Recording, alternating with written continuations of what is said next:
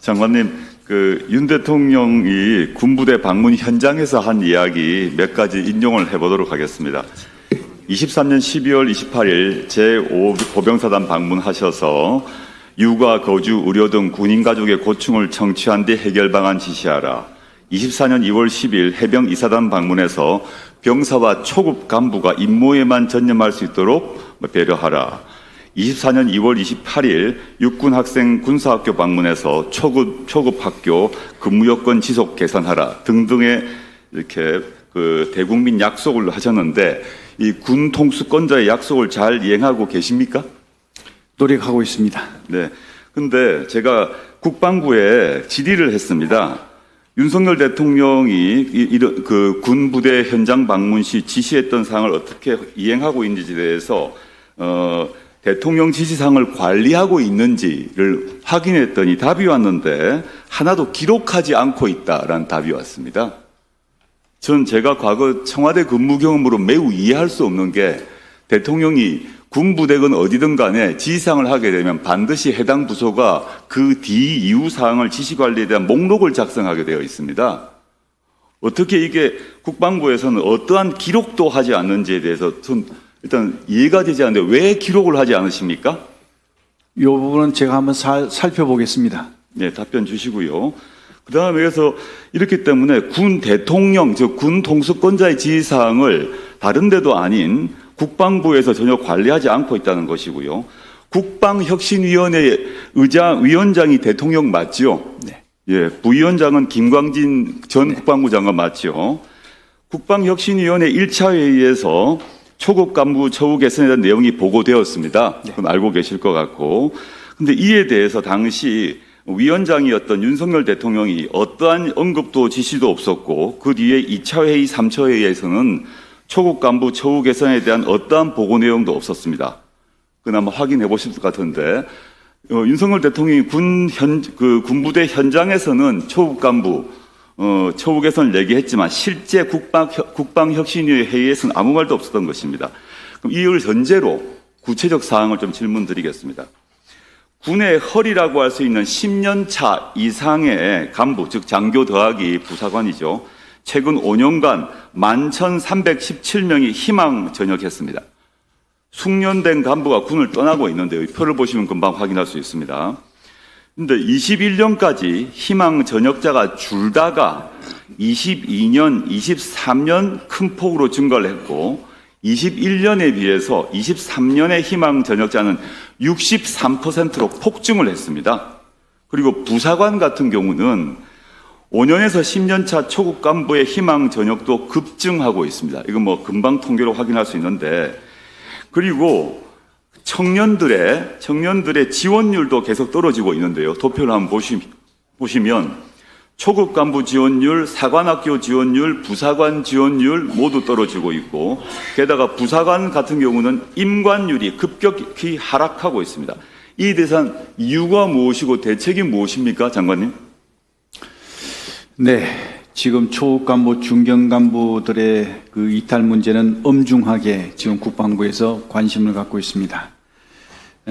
가장 큰 문제는 우리 초급 간부, 중견 간부들에 대한 복무 여건, 열악한 복무 여건, 그리고 상대적으로 그 사회와 비교되지 않을 만큼 낮은 처우 개선, 처우 문제, 그 다음에 이제 군 내 각종 경직된 문화, 이런 여러 가지 것들이 복합적으로 이루어지면서 이런 현상이 나타나고 있는 것으로 인식하고 있습니다. 그래서 이러한 문제들은 단 한꺼번에 이렇게 한순간에 할 수는 없겠지만 속도감 있게 최대한 빠른 시간 내에 해결해서 이러한 문제들을 해소시킬 수 있도록 노력할 예정입니다. 예, 알겠습니다. 그런데 실제 이게 이런 현상이 일어나는 게 가족 문제가 가장 크다고 저희가 제 조사 결과를 보면 나옵니다. 근데 가족 문제 중에서 보시게 되면 가장 큰 게 주택, 주거, 출산, 자녀 교육 이게 제일 큰데요.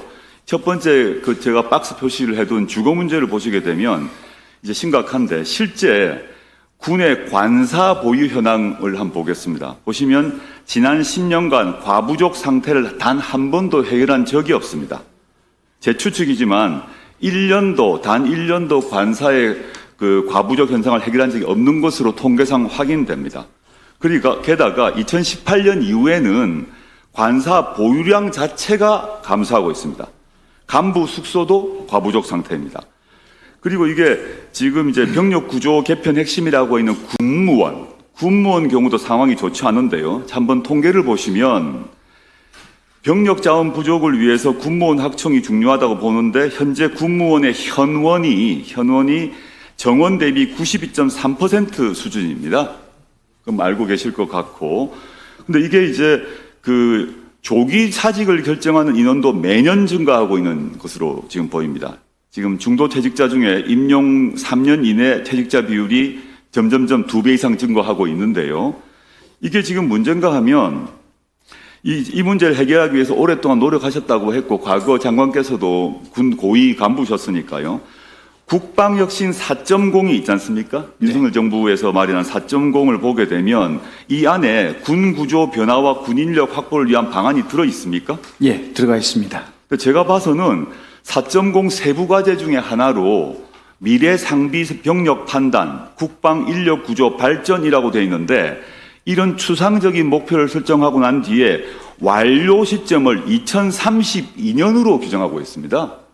2032년이면 한참 뒤 아닙니까? 2032년까지 하고 있다고 되어 있고 예를 들어서 윤석열 대통령이 24년 8월 29일에 국정브리핑을 하셨는데 이때 초급 간부 지원율을 높이기 위해서 각 방안을 수립하고 수당을 반드시 인상하겠다고 확언을 하셨습니다. 24년에 직접. 네. 그런데 25년 예산에는 이 예산이 하나도 반영이 안 됐습니다. 그럼 금방 확인해 보시면 됩니다. 이게 조국 의원님, 오전에 다 저희가 좀 끝내야 되고 또 모든 의원님들이 언론에 계실 때 해야 되기 때문에 간단하게 마무리를 좀 해주시길 부탁드립니다.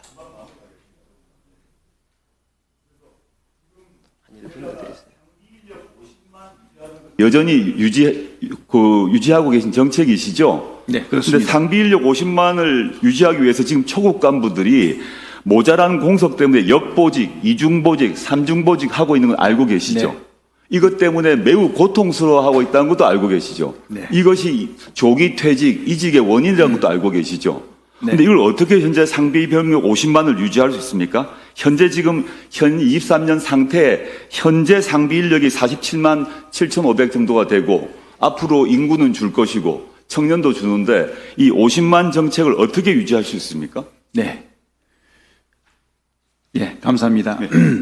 우선 존경하는 우리 조국 의원님께서 우리 초급 간부, 중견 간부들의 사기 복지 문제, 특히 이제 관사 부족 문제를 포함한 여러 가지 다양한 문제점에 대해서 관심을 가져주신 것에 대해서 대단히 감사드립니다.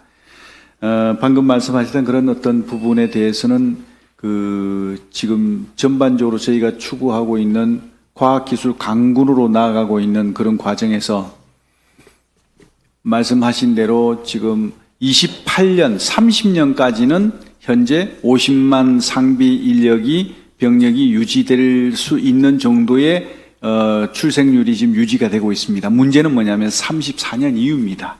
이때 되면 급격하게 떨어지기 때문에 이 부분에 대해서 어떻게 우리가 대책을 강구할 것인가 하는 부분에 대해서 많은 노력을 고민을 하고 있고요. 그런 측면에서 저희가 가장 크게 내세우고 있는 것이 이제는 병력으로 싸우는 시대가 지났다.